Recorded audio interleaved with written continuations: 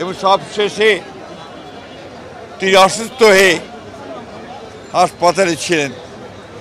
আপনারা জানেন যে গত দুদিন ধরে তিনি আবার অসুস্থ হয়ে এবার কেয়ার হাসপাতালে ভর্তি হয়েছেন এবং গতকাল রাতেই ডাক্তাররা বলেছেন যে তার অবস্থা, শারীরিক অবস্থা অত্যন্ত সংকটময়। সেই জন্য আমরা আমাদের দলের পক্ষ থেকে এই গণতন্ত্রের নেত্রী, গণতন্ত্রের মাতা দেশনেত্রী বেগম খালেদা জিয়ার রোগ মুক্তির জন্য সারা দেশের জনগণের কাছে বাদ জুমা আমরা দোয়া চেয়েছিলাম সারা দেশের মসজিদে মসজিদে।